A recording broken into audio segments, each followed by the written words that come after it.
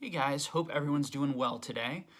So I have another video for you all that I wanted to make.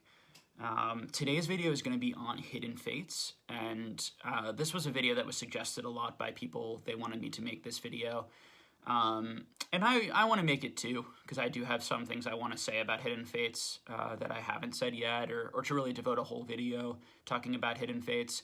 But I also think it's just important because of how much people are talking about hidden fates right now, and how many investment videos I have seen online of people talking about hidden fates. And so I think it is appropriate that I devote sort of a video, to talk about hidden fates. And we can also use hidden fates as a example for other sets that we are going to see in this hobby. That, there's some comparisons to this that we've seen from other sets in the past, but this is also a set, and this type of set we are going to see again in the future. So trying to take lessons from the hidden fates experiment, or from this type of insanely super popular mini set, mini in terms of not in terms of the number of cards, but in terms of like mini is probably not the right word, but special set, a set that was released, not as a sort of like core,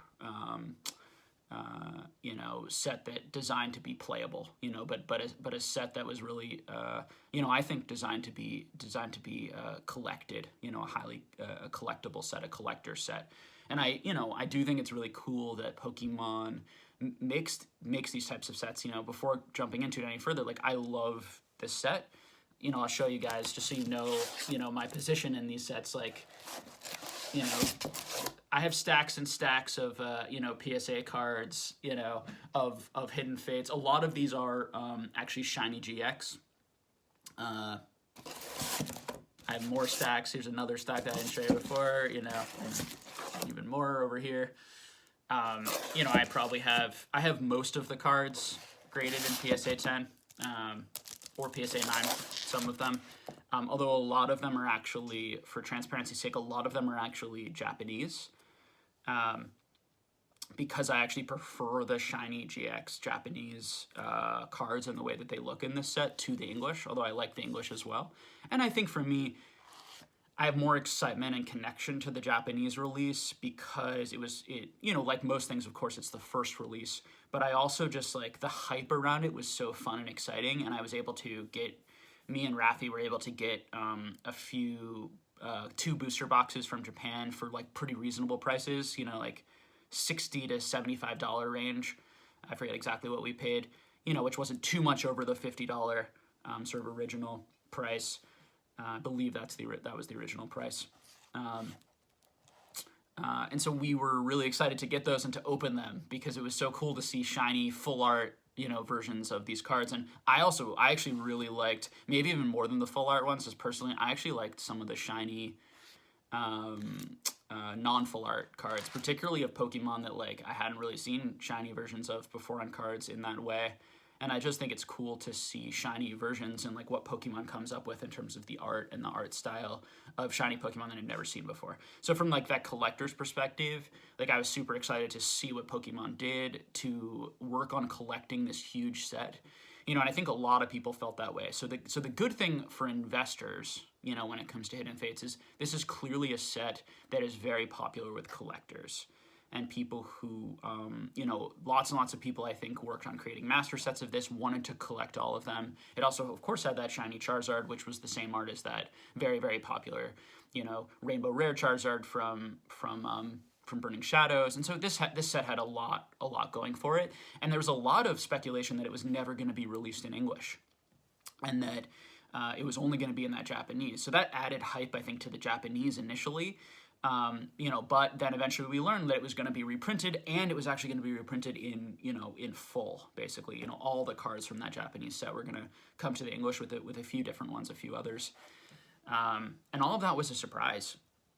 Because it had taken so long, and I don't remember the exact time period offhand, but it had taken so long for the English side to be printed that a lot of us felt like it never would. And people, experts in the hobby who follow this stuff and have dealt a lot with Japanese product, and then it's switching to American, a lot more than me, and for a lot longer than me, we're saying things like, we don't know if English is going to ever print it. Okay, so all of that spurred that hype from when it was first released into English. And I think it's good to talk about some of that because I think a lot of people, or some people who are collecting Hidden Fates now, are like really brand new to the hobby. Like just came back in the last, just came back with the release of Hidden Fates into English, and to understand that there was that long period of hype building that was going on before that set was finally released into English from the Japanese language.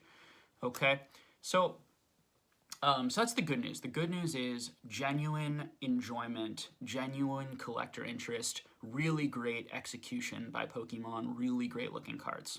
Okay.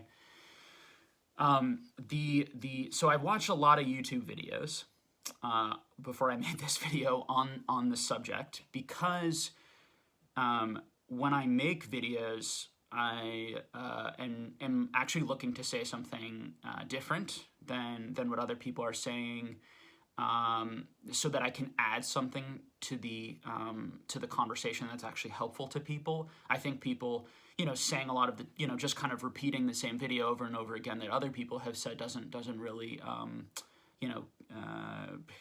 help anyone or add anything to sort of our community in our group conversation.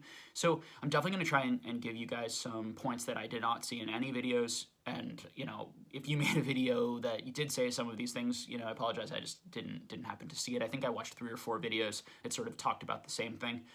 All 4 videos that I watched were extremely positive, let's put it this way, on Hidden Fates. And when I read in terms of an investment vehicle, and when I read the comments, everyone was like, of course Hidden Fates is going to go forever. Hidden Fates is the best. Kids today who are opening Hidden Fates are going to want this again and again and again throughout their life. This is the best possible set to collect in. And then they all said, I bought 10 of this, or I can't find it, how do I get it? A lot of desperation, a lot of intensity about either people, I have 30 tins, I'm a genius, amazing investor, type feeling. I was able to get those, even at those higher than distributor or than market price, original market prices for what they were going for in stores. So before I go into my opinions on is Hidden Fates investable, I do want to preface that by saying that I don't own any sealed product of Hidden Fates, even though I would like to, because I like opening it and I like to own the packs. If I had Hidden Fates sealed product right now, I would be opening it and enjoying it. I would not be holding it to make a profit.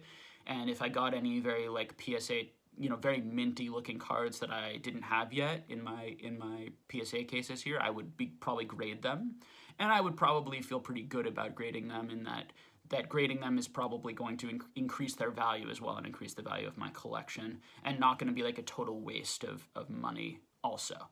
Because although I'm definitely a collector first, there are cards that I might like in a PSA graded slab, but because I would like the way it looks, but I just know that there's no sort of desirability out there for that card, and there probably won't be in the future. So it doesn't really make sense to spend money on getting that card graded when I could get a different card graded where it would actually increase the value.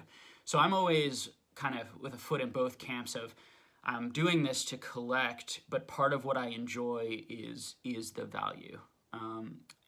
And there's some cards I would say in my collection that I own more for the value's sake, and there are some cards in my collection that I own more purely for the enjoyment's sake. These Hidden Fates cards I am purely owning for enjoyment's sake, and that's going to become evident as I talk about are these investable and what I think the investment potential are. The first thing I'm going to say is in my opinion, there are much better places to put your money into Pokemon in general, and much, much safer, less risky places to put your money in than any sort of Hidden Fates product. I would say the riskiest item right now, I would say, is actually the Charizard in PSA graded 10. The riskiest is the Black Label, honestly. The next riskiest is that PSA 10. And the reason these cards are so risky, going into those PSA graded first, and then we'll talk about the pros and cons of the sealed product.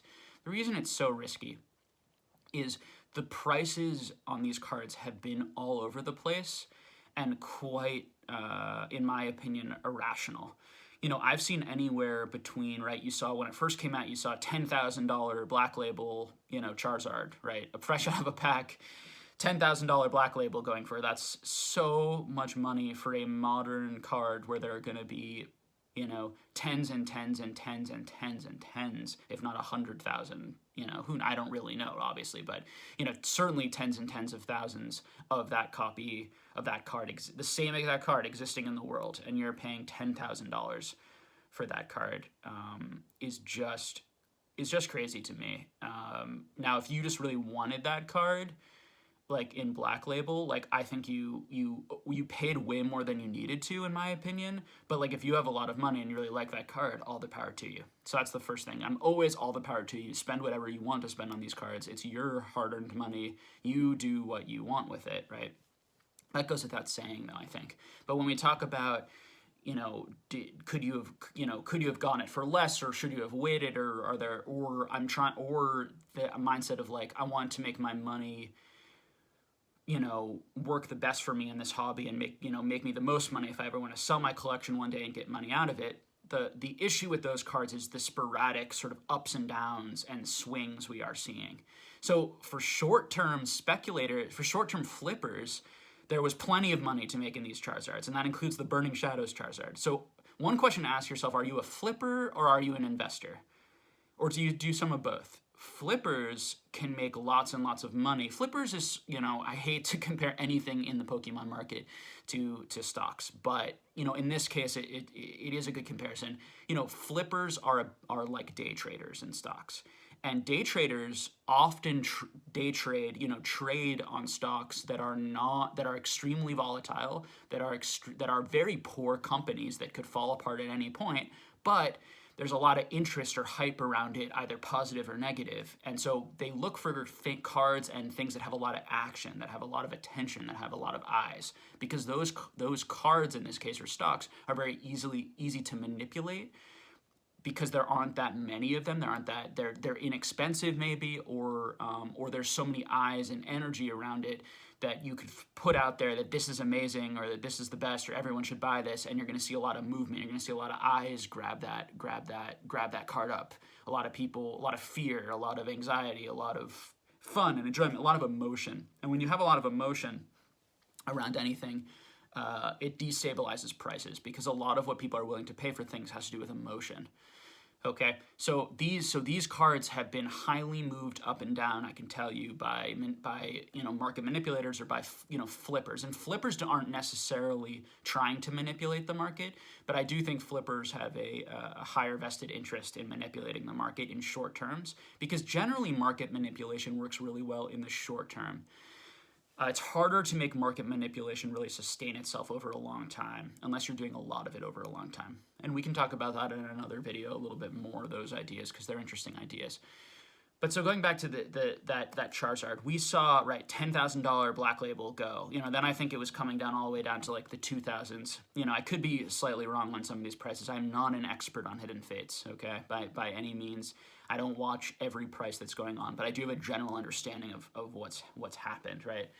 You know, came all the way down. If we look at like the PSA, you know, had a similar trajectory. You know, it was quite high, came back down. Don't know the exact prices. I think it was selling at about like $600, $500 to $600 even for a little bit, sort of at a lowish point. This is the PSA 10 Charizard from this. Then it came back up. I think now I saw one for $1,800 go. I saw a bunch go for like $1,200 to $1,800. I don't know if the $1,800 one is manipulated, right? Like it's so hard to know like what's a real purchase, what's a shill bid purchase,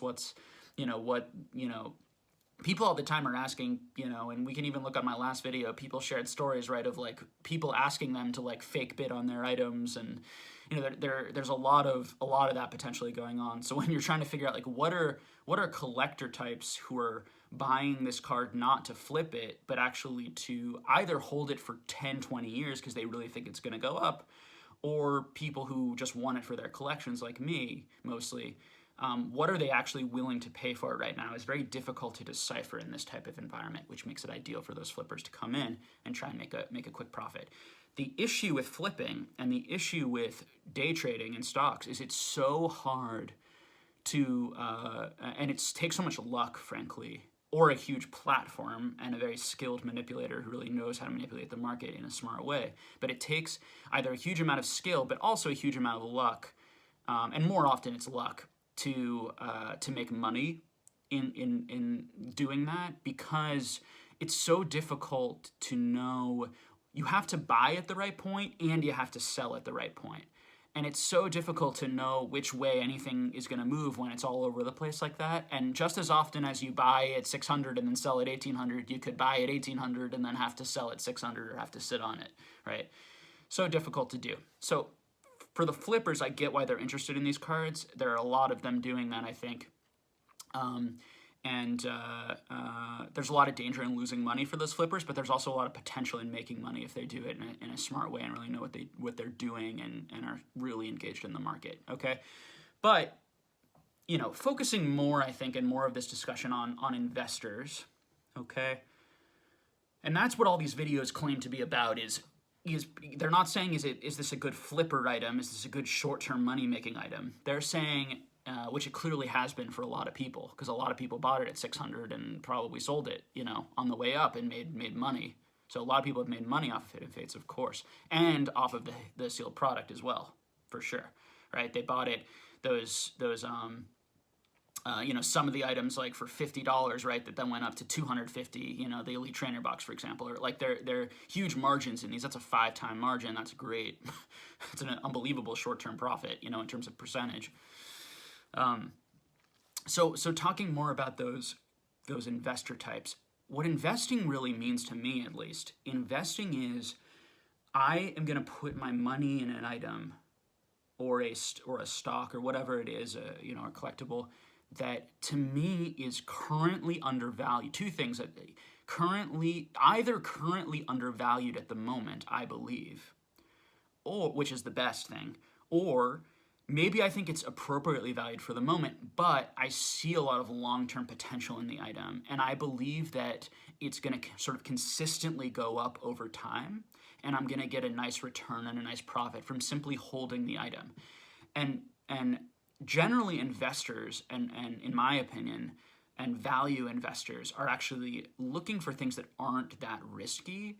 And because the mindset is not that flipper day trader mindset of like, I need to like figure out exactly when to buy it and when to sell it, but it's more of the mindset of like, no matter where I buy this item, and no matter where I sell this item, as long as there's enough gap, right? As long as there's like a 5-10 year gap, I'm gonna make profit. So no matter when I buy this item right now, whether it's at 600, taking the charts, right, whether it's at 600 or 1800, and if I hold that item for 5 years, let's say, or 10 years even, or 20 years, which I heard in some of these videos, a long time, and I sell it in 5, 10, or 20 years, that item for sure, 100% is going to have appreciated in value. And I hear people making that argument a lot.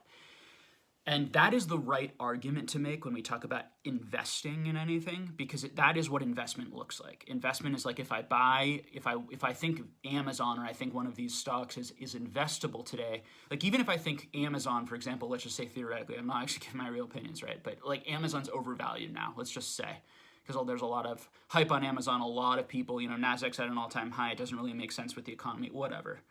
Not a financial advisor here, not telling anyone what to do, but let's say that people think that way, and so they're like, okay, I think Amazon is overvalued compared to other things, but I still think Amazon is investable at these prices because I believe, although maybe it's a bit hyped right now or overvalued for the moment, I also think it has really good long-term investment potential and is not very risky and is very safe. And lots of people are always going to want that Amazon stock because Amazon is such a good company, because Amazon is run so well, and because I think Amazon's business model is going to continue to do really well and better in the future, right? So I think it's going to be a good investment, and no matter where I buy it now, even if the stock market goes down 10% tomorrow or goes up 10% tomorrow, no matter where I buy it now, in 10 to 20 years, it's going to be doing quite a bit better, okay? So I'm not so concerned with that short term. So let's before I say more, let's look at that. Let's analyze that together for a minute. Is Hidden Fates in 10 to 20 years going to be more valuable than it is now, or considerably more valuable than it is now? Anyone who's telling you that it definitely will be doesn't know that. to imagine what Pokemon is going to be like, what the popularity of Pokemon is going to be like in 10 to 20 years. Nobody can do that. Nobody knows for sure. What we can do is we can make arguments, right? And so the argument that I've made on this channel and that I hear a lot, right, is that kids today are opening this and are going to have a nostalgic connection to these, and even adults are opening it, right, today. Because lots of adults are opening it too. It's hard to know how many kids are opening it versus adults. I have no idea, but a lot. I would imagine a lot of both probably are opening it. Although with the growing prices, I would think maybe more and more adults are actually just opening the newer ones, because I think it's unlikely that an adult is going to pay a lot more money for an item for a kid. But again, that's just why wouldn't they buy them just like a cheaper pack? Kids are going to enjoy so much. They're not going to be as picky as maybe adults would be. Okay, maybe not in all cases, but just speculating a bit there. But okay, so we think right, 10 to 20 years. What is Pokemon going to look like then? No one knows. But let's speculate on it a little bit. So that positive argument, right? Like there's going to be this nostalgia. There's going to be this connection to these cards, and kids are going to want that so badly in 10 to 20 years that they're going to be willing to pay, 5-10 times, right? So right now this Elite Trainer box is going for $250. So people are positing that in 10 to 20 years, maybe it's going to go beyond $2,500. Let's say, right? Let's just say $2,500 for that booster box. So that in order for it to reach a price of $2,500, that real collectors, that people are buying that box because they want to open it or they want to enjoy it, or because they think now it's going to be investable. They've seen that growth and now they think it's going to go up to 25,000 or something in another 10 to 15 years, whatever their mindset is. That is a big thing to ask.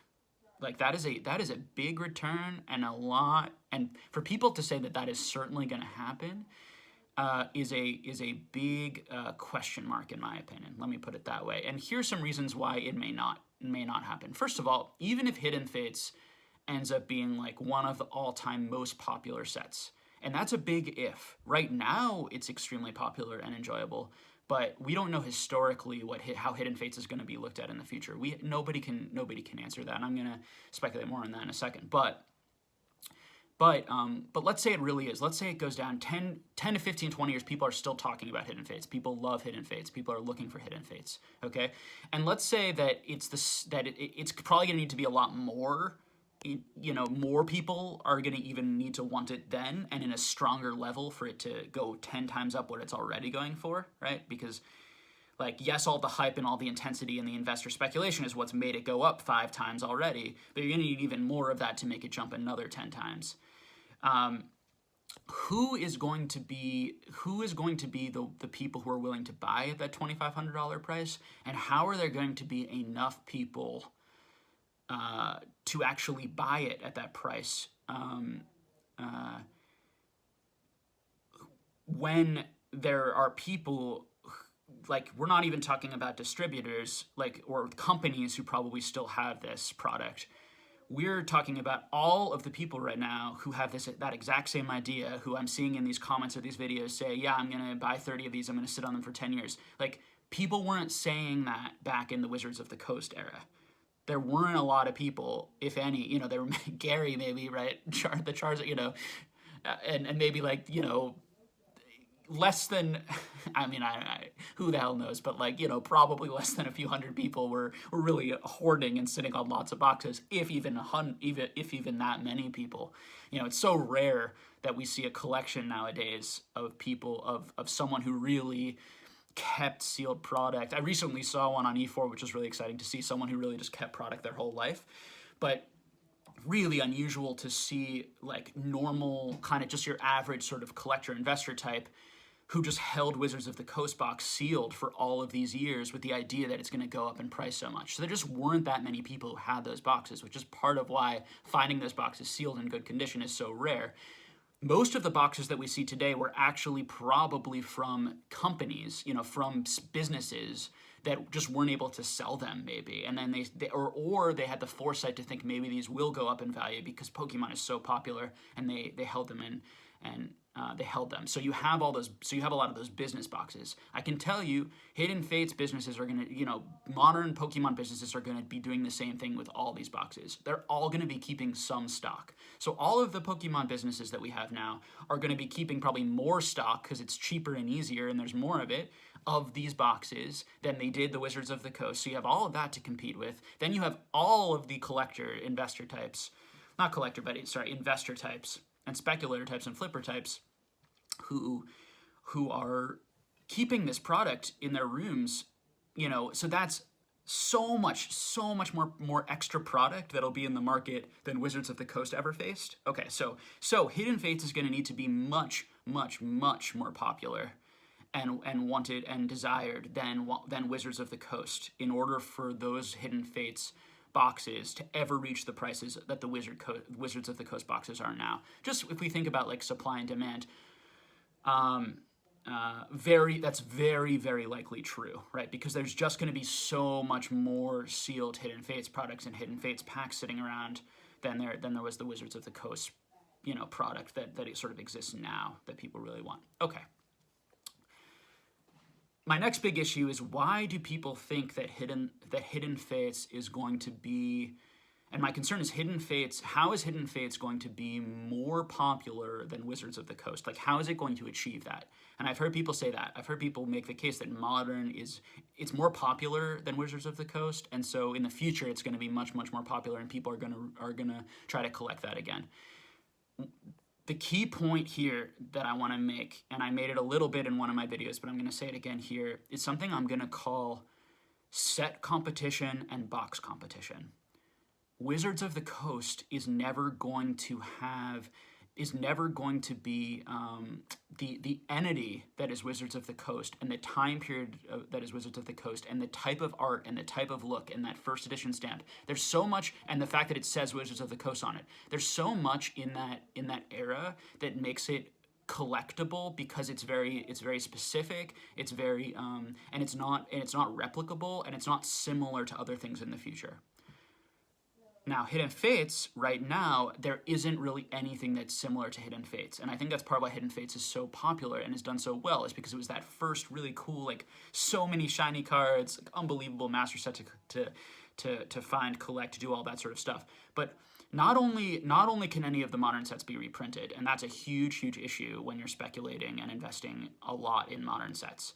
Wizards, Pokemon owns the rights to all these things, and Hidden Fates is still very new, and it's very popular, and they could reprint it at any time, and they could reprint a lot more of it. And anyone who says that they definitely won't, 100% won't reprint it, and makes that sort of case is not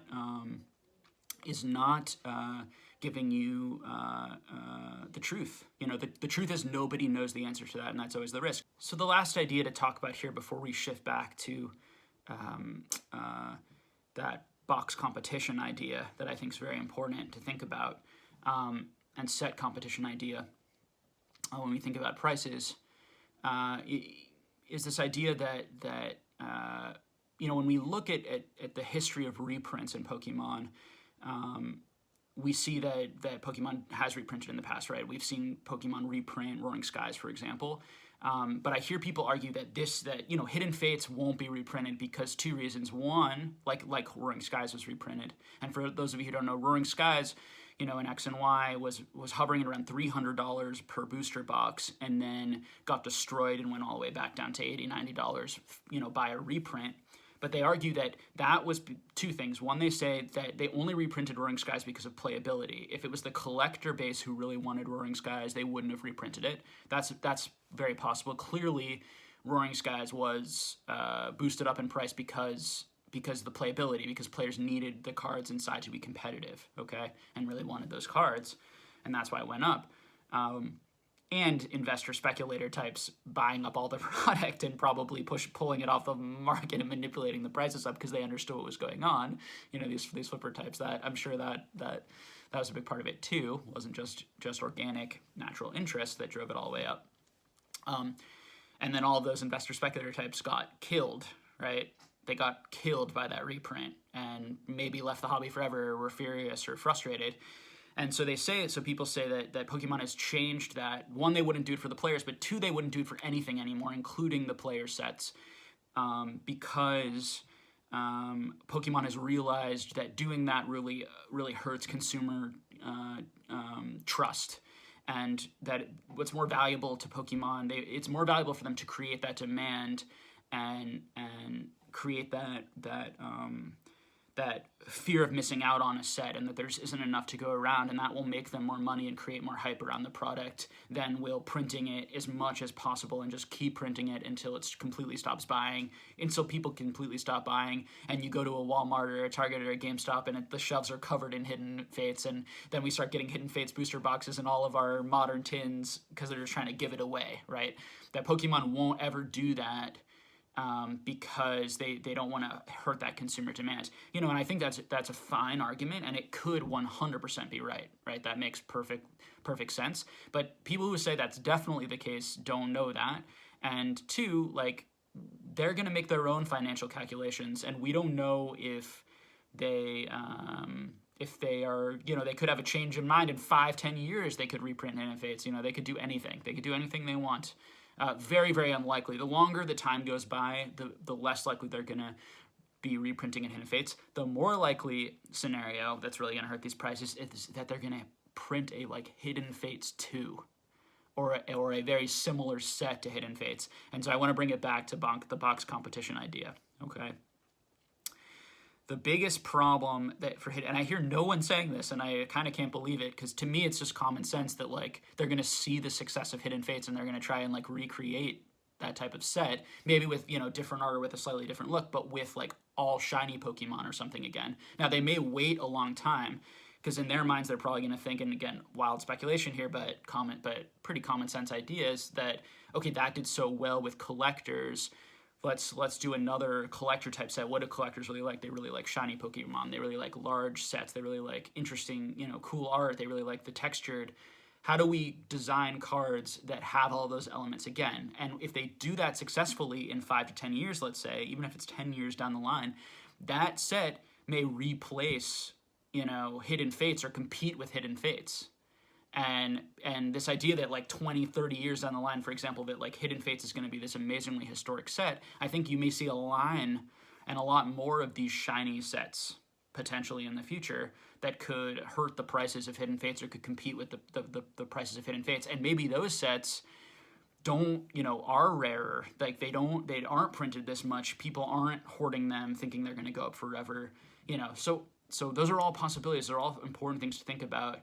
Whereas Wizards of the Coast doesn't have that issue, because Wizards of the Coast was the first ever Pokemon, English card time period. And so it's always going to be the first. Now you can argue, and I think which is right, that Hidden Fates is always going to be that first, full art shiny set. And I think those cards, because of that, those cards are always going to have a historic place. I think a fairly historic place, or a somewhat special place in people's hearts and in the collecting community. But I think people are overhyping that, and I don't think that equals the Wizards of the Coast era by any means. And I repeated this in other videos, but I'm going to say it again here. Original vintage, like any hobby, the original version, the original thing, tends to always have the most value. And people often make these arguments that modern is more popular now, so all of these sets are going to be like forever more popular and more collected when these kids get to adults, or adults are always going to want to collect these more because they're opening these packs or something like that. And there's just going to be if you put yourself 10, 20 years down the line, and there are lots of different shiny sets, one a year, one every 2 years, let's say, in worst case scenario, one a year for Hidden Fates, and they're just 10 different sets filled with shiny cards, it's just going to continue to dilute the excitement, uniqueness, and around a product like Hidden Fates. And when you combine that with the amount of people speculating on it and investing on it, I would just be careful to assume that these things are going to go way up in value. That being said, depending on the price point that you're buying at these things could go up in value to some extent. or a large extent. You could disregard what I'm saying and just be like, well, Jake, all those things are true that you're saying, but I still think it's just going to be more popular and way more popular than you're sort of speculating. And you could be right, you know. But I want to put some of those counter arguments out there into the Pokemon YouTube world, so that people can hear them and reflect on them and think about them for themselves. Okay. So I think that's probably about enough on this topic today. You know, to summarize it, Hidden Fates has great organic collector interest, which I think that although that might be affected and hurt in the future, I don't think it might always have that type of collector interest like Wizards of the Coast did, because of that box competition and all those sorts of things, and because it's just not as rare and scarce, and so there isn't going to be that excitement around like, oh my gosh, I'm one of the only people in the world who own this card, or one of only a few hundred people who own this card. You know, there's no card in Hidden Fates in any grade that you're going to be one of the only 1,000 people in the world with that card. You know, even if you own, right, you could own a PSA 10 version of the non-Charizard. There aren't more than 1,000 in the PSA 10 pop, but I guarantee like people have tons and tons of PSA 10s in their collection that could be graded if the value ever went up, right? So you have that knowledge that like, oh, there's so thousands and thousands and tens of thousands probably of this card in the world. You're just never gonna, in a really gem mint condition, you're never gonna have that worry or fear, particularly with trophy cards where we know how many there are made. But even with, you know, Wizards of the Coast cards, it's just, with each passing, you know, price point that we hit, it just becomes more and more likely that tons and tons of that is sitting out there ungraded. Although nothing is for sure, and it is possible that people are, you know, conspiracy theory time, that there are people who really understand pop reports, really understand how to create markets, and so they own a lot of first edition Wizards of the Coast mint product and are sort of just keeping it in pristine condition and waiting for prices to continue to go up before they start bringing more of that and start grading that over time, and that they're grading their product very slowly because they're very savvy. So you just be aware of all of those possibilities and collect and invest. You know, nothing in this hobby is safe. Everything is very risky. Everything is speculative, including your trophy cards, you know, including your Wizards of the Coast cards, including your modern Hidden Fates, including your middle generations. But what we're dealing with here is what is more risky and what is less risky. And I hope I outlined in this video why Hidden Fates has a lot of risk to it, and why these YouTube channels or people telling you that it's 100% sure thing are not giving you very full, accurate advice and accurate perspective on it. You know, I also hear, one last thing, I hear people saying people will ask a question like, I'm anxious that the prices are too high. Do you think I should buy this? And I hear the YouTubers say things like, don't let that anxiety, you know, keep you from missing out on price, because Pokemon always goes up. You know, I hear this repeated a lot, and I hear this repeated about Hidden Fates. I hear this repeated about so many sets, and it's that thinking in and of itself that is so dangerous, because it's like, now you have to, what the correct response to someone who asks, I'm feeling anxious about buying this card, should I buy it? You should ask them, okay, how much do you really want this card? Do you understand the risks of buying this card? Are you over leveraging yourself? Are you, you know, if the card goes down in value, will you have intense buyer's remorse? If the card continues to go up in value, will you be able to afford it in the future? Or if you miss out on it, will you forever regret it? And if the answer is like, if it keeps going up, I'm going to really forever regret it because this is my childhood card and I really want it, and I am spending within my means and I'm okay if it goes down, then there's a good argument there for why, you know, maybe you should push through that anxiety and buy it, because reality, you're probably going to feel good no matter what happens. But you know, people who are just saying, no, buy it because Pokemon goes up forever, I heard someone say, like, I remember when I had that feeling in the past and I didn't buy things, and now things are much higher, as proof that things are always going to continue to go up in the future. Like, that type of logic is very dangerous and inaccurate, because nothing goes up forever, including Pokemon. Nothing can. All right, thanks again so much for watching. For all of you Hidden Fates lovers out there and collectors who might dislike or be, I don't, it's okay if you dislike this video, I'm okay with that. But more, I really don't want you to be too offended or too afraid or too anxious, because I actually care about your well-being. And Hidden Fates is a great product. I hope you really like Hidden Fates, and I hope you'd be happy to just like open it if it went down in value, or stay, easily could stay at these elevated prices. And I do think, because of price ceiling and things like this, or price floor, let me put it that way, and price memory, sorry, is the term. When someone buys something at a higher price, it's very hard for them to sell it lower because of an ego issue. And so because of that, it might keep the prices up on Hidden Fates. So even in the future, if people realize like, oh my gosh, there's so much of this out there, the prices haven't risen in years, and maybe have even started to retrace a little bit, people naturally are going to be very stubborn to sell at lower prices, because it's an acknowledgement that they're wrong, and people really struggle with that. And I talked about that in my common mistakes that people make in Pokemon, and that's common mistakes that people make in investing. Lots of times people ride. I hear this thing that even Rudy and Alpha Investment says, and all this stuff like, stay the course, stay the course. As long as you stay the course, you'll make money. That's not true. That's true in some cases. People can stay the course all the way to zero, right? So it's all about understanding risk and knowing when to stay the course and when to jump off. And that is going to have to do with your lifestyle and with what matters. Like for me, like all my Pokemon cards could go to zero, and I would have the exact same life and would be stable financially and be fine. And so I could stay the course if I wanted to, and if everything started to go down, and I wouldn't be really upset. It wouldn't be a terrible experience for me. Rudy has lots of like property investment, and like he has lots of other types of investment, so he can afford to stay the course in cardboard, because if it goes down to a certain degree, like he's gonna be just fine. He also has like a huge YouTube channel that makes him tons and tons of money. Let's just be real. Every month, and I'm sure he isn't investing all of that money into Magic the Gathering. So just be careful. I love Rudy's channel. I think Rudy's hilarious and amazing and super entertaining, and actually seems like a really, from just like my gut, I have no idea, I've never met him, but seems like a really like smart, interesting, fun, like pretty honest guy, and pretty ethical guy. There are people with all sorts of opinions on him. Those are just mine.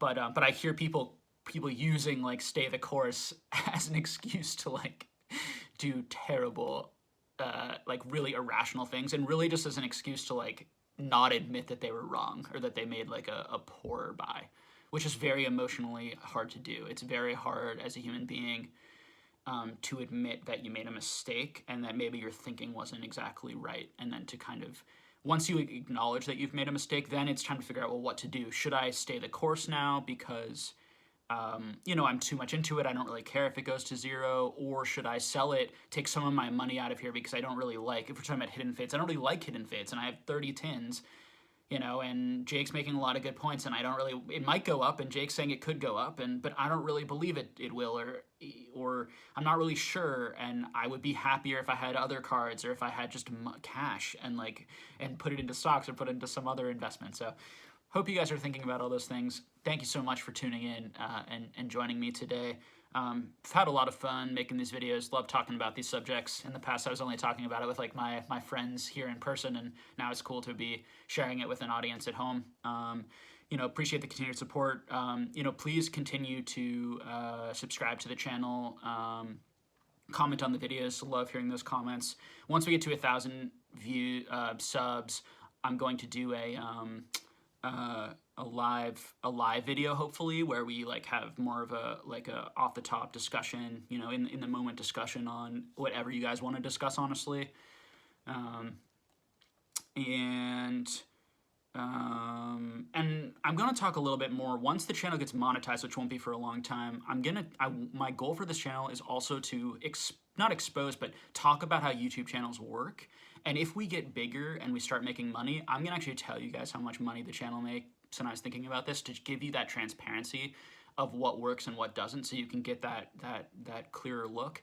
And I'm going to we're gonna figure it out. I'm gonna figure out what I'm gonna do with the money, any money that the channel makes. It's probably gonna be, if it stays small like this, you know, or gets, you know, and we keep getting, you know, 1,000 to 2,000 views, let's say a video or so, somewhere in there, we're talking about, you know, $4 a video, right? So it's for the amount of time and effort, and that's an incredibly poor, obviously, rate of return. But I'll, you know, I'm gonna put that video, that money back into the channel. I'm gonna try to do that as much as possible. If not, might do some other like charity things with that money. Depends on how big. You know, I'm not gonna make any promise. Depends how, if the channel gets really big and I start making a lot of money from this, and I feel like what I'm doing is ethical and I'm adding a service, and I, you know, and people are really enjoying it, you know, I might take some of that money and put it into my, you know, private account, or use it to reinvest in cards. Very likely is what I would do with that money. But I also really like the idea of giving it to, or giving large parts of it to charity, and or putting the money back into this channel. So, you know, I tend to get ahead of myself a bit in my thinking, and I certainly am ahead of myself. I might lose interest in this channel. You guys might lose interest in this channel, and it might fizzle out. But right now I'm really enjoying it. I really like the idea of just kind of continuing to grow. And even when we start making, you know, right now we'd be on pace, right, for making, this channel would be on pace for making like $1,000 to $1,500 in a year. If it kept growing like this, maybe a little bit more if it exponentially grows, which a lot of channels do. So that's some considerable amount of money. So maybe we can figure out, you know, how to put that back into the channel to give me like a better background, or a better mic, or something that makes the channel more enjoyable, and or give that money to charity or something. So we can think about that in the future, and just be really transparent with the whole process, because I really want to give you guys as behind the scenes look of this whole YouTube Pokemon investing collectible world as I can. All right. So thank you so much for watching, and I'll talk to you guys again soon. Take care.